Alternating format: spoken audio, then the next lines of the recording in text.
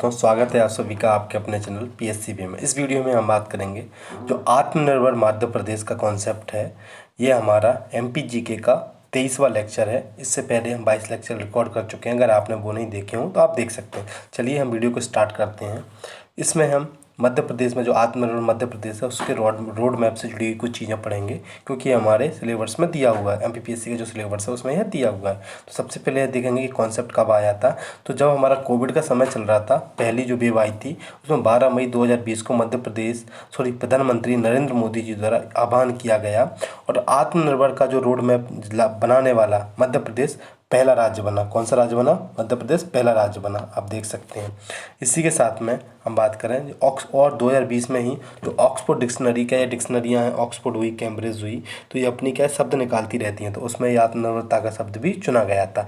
जो मध्य प्रदेश में जो आत्मनिर्भर मध्य प्रदेश है, तो इसके 4 स्तंभ देखे गए हैं मुख्य रूप से। एक है भौतिक संरचना, दूसरा है सुशासन, तीसरा है स्वास्थ्य शिक्षा और चौथा है हमारा अर्थव्यवस्था एवं रोजगार। अब हमारे राज्य ने, हम साथ में एक और बात बता दें कि 2047 तक हमारा जो देश है उसने विकसित देश बनने की अवधारणा को विकसित करने के लिए प्रण ले रखा है। उसी के साथ ही मध्य प्रदेश ने भी 2047 तक $2 ट्रिलियन की इकोनॉमी बनने की बात की गई है, जो 250 लाख करोड़ रुपए होते हैं। अगर हम एक मोटा मोटी आज के बारे में बात करें तो इससे जुड़ी हुई, तो और ध्यान रखना मध्य प्रदेश द्वारा ये रोड मैप 20 नवंबर 2020 में अपनाया गया है। आत्मनिर्भर मध्य प्रदेश का जो रोड मैप जारी किया गया 20 नवंबर 2020 में जारी की गया। तो हम एक बार देख लेते हैं कि इससे जुड़ी हुई कौन कौन सी चीज़ें हैं। तो भौतिक अधोसंरचना 7 अगस्त 2020 में, इसके तहत कौन कौन से उपसमूहों में इसको विभाजित किया गया है। तो इसके जो समूह हैं, सड़क अधोसंरचना, यात्रा, पर्यटन, साथ में शहरी विकास, आवास, जल, ऊर्जा, उसके बाद में परिवहन एवं लॉजिस्टिक्स, साथ में सुशासन से जुड़ी हुई, जो 8 अगस्त 2020 में सुशासन से जुड़ी हुई बात की गई। तो लोक सेवा वितरण, ई गवर्नेंस, उभरती प्रौद्योगिकी।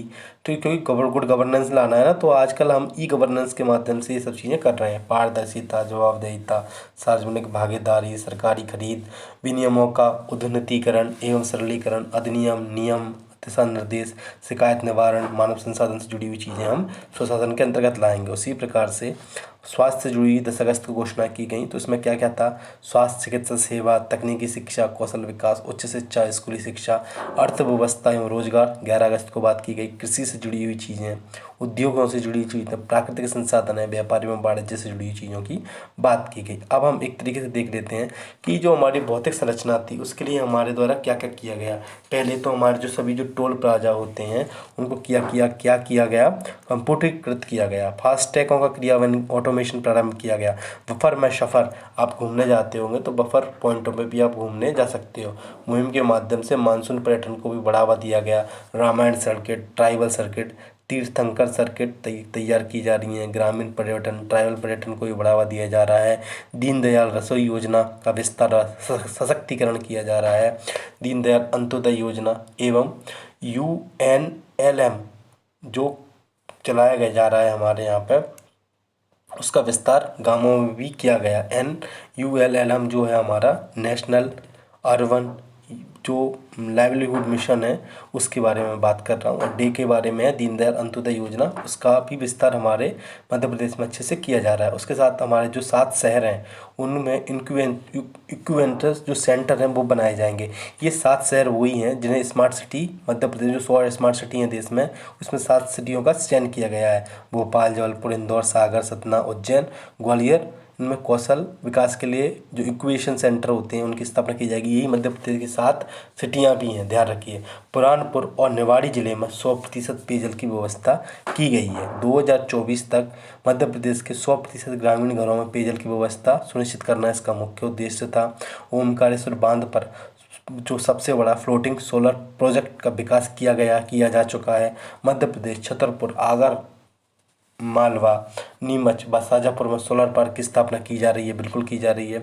और भंडारण के हेतु जो मल्टी मॉडल लॉजिस्टिक पार्क हैं उनकी भी स्थापना मध्य प्रदेश में की जाएगी एवं की जा रही है। अब हम बात कर लेते हैं कि स्वशासन से जुड़ी हुई कौन सी चीज़ें हमारे मध्य प्रदेश में की गई। तो सबसे पहले चैट बोर्ड के माध्यम से लोक सेवाएं, तो अगर कोई पूछता है तो उनको समाधान मिल जाता है। तो डिसीजन मेकिंग सिस्टम को विकसित करना, डायल 100 की सेवा के द्वारा जो अगस्त 2015 से अब इसे क्या कर दिया गया है, 112 कर दिया गया है।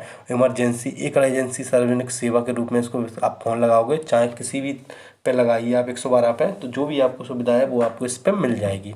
सीएम डैशबोर्ड का विकास किया गया है जनवरी 2023 में। 33 विभागों की जो जानकारी है, लगभग 200 डैशबोर्ड यहीं विकसित किए गए हैं। जो 33 विभागों के 200 डैशबोर्ड, यहाँ पे तो आपको सब जानकारी मिल जाएगी। उसी प्रकार से जो लोक सेवा गारंटी अधिनियम था हमारा मध्य प्रदेश का 2010 वाला, उसमें जनवरी 2023 तक मध्य प्रदेश के 48 विभागों की 696 सेवाओं को यहाँ पे अधिसूचित किया गया था। ये हमारी गुड गवर्नेंस के लिए कार्य किए जा रहे हैं। उसी प्रकार से हमारे यहाँ पे स्वास्थ्य एवं शिक्षा से जुड़ी हुई जो कार्य किए जा रहे हैं, जैसे स्कूली शिक्षा में कक्षा 1 से लेकर 3 तक विद्यार्थियों को साक्षरता और संख्या ज्ञान में रोचक बनाने के लिए मिशन अंकुर पूछ लिया जाए तो किससे है कि इस ज्ञान को हमारा रोचक बनाने के लिए मिशन अंकुर प्रारंभ किया गया है। उसी प्रकार से स्कूल में पढ़ने वाले छात्रों को स्कूली शिक्षा के साथ साथ व्यवसाय ट्रेनिंग देने के लिए क्या दिया गया है, हमारी प्रखर योजना प्रारंभ की गई है। कौन सी योजना दी गई है? प्रखर।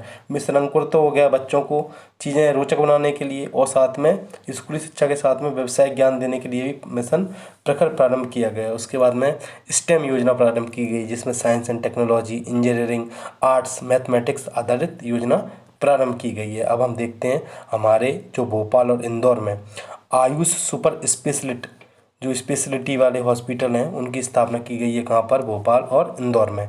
इसी के साथ पीपीपी मॉडल पर जो मेडिकल कॉलेज है उनकी स्थापना की जा रही है पीपीपी मॉडल पर, और उज्जैन में मेडिकल डिवाइस पार्क की स्थापना की जाएगी। हमारी स्वास्थ्य से जुड़ी हुई चीज़ें हो गई। अब हम देखते हैं कि अर्थव्यवस्था एवं रोजगार के लिए हमारे यहाँ पर क्या क्या कार्य किए जा रहे हैं। तो वर्ष 2025 में पन्ना जिले में हीरा, खजुराहो में स्टोन क्राफ्ट, छतरपुर है उसमें फर्नीचर, बैतूल की बरेवा मेटल क्राफ्ट, ग्वालियर के पत्थर शिल्प और ग्वालियर की पेपर मैसे क्राफ्ट को जीआई टैग प्रदान किया गया। और टोटल 27 हमारे यहाँ पे जीआई टैग अभी तक प्रदान किए जा चुके हैं। मैं फरवरी 2026 की बात कर रहा हूँ आपसे। वाणिज्य मंत्रालय द्वारा प्रदान किया जाता है, ये सब कार्य देखे जाते हैं। उसी प्रकार से जो स्टार्टअप रैंकिंग आई थी 2022 वाली, जिसकी घोषणा 2024 में की गई थी, तो मध्य प्रदेश को लीडर राज्य के रूप में सम्मानित किया गया। मध्य प्रदेश 2018 में भी लीडर राज्य, 2019 में इमर्जिंग का स्टेटस और 2021 में एस्पायरिंग लीडर का स्टेटस मिला था। लेकिन 2022 में जो घोषणा 2024 में की गई उसमें लीडर राज्य के रूप में हमें ख्याति मिली है। अब हम देखते हैं बुंदेलखंड है जो, तो महुआ वाला जो क्षेत्र है, महुआ वाला जो क्षेत्र आता है, वैसे तो महुआ बांदा वाला क्षेत्र ये हमें देखने को मिलता है उत्तर प्रदेश में, लेकिन सतना की भी सीमा इससे आसपास मिलती है। तो यहाँ पर बुंदेलखंड वाले क्षेत्र में पान की खेती को भी बढ़ावा दिया जा रहा है। मंडला में जिले में तो जैविक कृषि अनुसंधान केंद्र स्थापित किया जाएगा। वहीं जो भोपाल का में ग्लोबल स्किल पार्क की स्थापना की जा रही है, जो हमारे किसके सहयोग से की जा रही है? सिंगापुर के सहयोग से की जा रही है। बांस मिशन को वन विभाग से कृषि विभाग में स्थानांतर कर दिया गया। पहले क्या है, बांस मिशन कौन देखता था? हमारा वन विभाग देखता, लेकिन अब इसे किसके अंतर्गत छोड़ दिया गया है? कृषि विभाग के अंतर्गत छोड़ दिया गया है। वहीं जीआईएस आधारित ग्रीन प्लेटफॉर्म की स्थापना भी मध्य प्रदेश में की गई है। और मध्य प्रदेश में 8 नए जो मृगनयनी 1981 में प्रारंभ किए गए थे, खादी उद्योग से जुड़े हुए हैं, तो नए आउटलेट पर 2 नए खादी कबीर आउटलेटों की स्थापना की गई है। साथ में जो फाइटो सैनिटरी लैब है उसको जबलपुर में स्थापित किया गया है। इसी के साथ में हम बात करें आगे, तो मध्य प्रदेश में आत्मनिर्भर मध्य प्रदेश व आत्मनिर्भर जो रोड मैप है उसके 5 मंत्र दिए। क्या क्या मंत्र दिए हैं? वैश्विक प्रतिस्पर्धा, संवहनीय और लचीलापन, संवहनीयता एवं लचीलापन लेके आना है हमें। साथ में सबके लिए पढ़ाई व सबके लिए कमाई, एक जिला एक पहचान, लोकल फॉर वोकल, कृषि क्षेत्र के इर्द गिर्द हमें क्या रोजगार की व्यवस्था करना है। अब हम देखते हैं कि मध्य प्रदेश में जो आत्मनिर्भर से संबंधित कुछ मिशन प्रारंभ किए गए हैं। कई बार पूछ लिया जाता है कि यह मिशन किससे संबंधित है, तो हम बात करें मिशन जनगढ़ की, तो मिशन जनगढ़ है सुशासन से संबंधित। इसमें क्या करेंगे हम? सहजता से आम नागरिक को सेवाएं पारदर्शिता संवेदनशीलता के साथ समय पर सब कुछ उपलब्ध कराएंगे। मिशन अर्थ के तहत मध्य प्रदेश में फसल योजना के अंतर्गत जो कृषि उत्पादकता है और जो भी उनकी फसल है उसका उचित मूल्य दिलाने का प्रयास किया जाएगा। ये किसके तहत आता है? जो अर्थव्यवस्था और रोजगार है उसके तहत। मिशन दक्ष जो भी है वो भी इसी के अंतर्गत आता है, जिसमें हम वोकल फॉर लोकल का आह्वान कर मेगा जो ITI और स्किल पार्क हैं उनके कौशल विकास कर लोगों का ध्यान उस पर केंद्रित करेंगे, क्योंकि मिशन दक्ष का अर्थ ही होता है कौशल से विकसित होना आपको। अब हम देखते हैं मिशन स्वावलंबन, यही वही युवाओं एवं रोजगार के नए अवसर देने का लक्ष्य रखा गया है।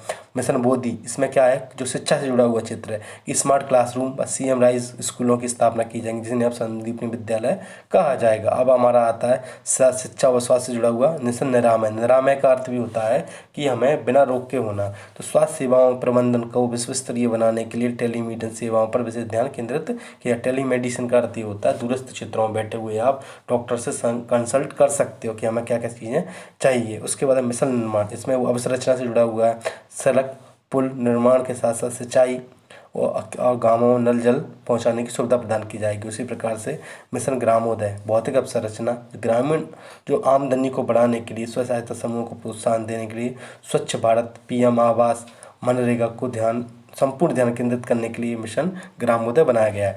दोस्तों इस वीडियो में इतना ही था। आपको वीडियो कैसी लगी हो कमेंट बॉक्स में बताएं, एवं अगर वीडियो अच्छी लगी तो उसको लाइक करें, दोस्तों का शेयर करें। Thank you so much.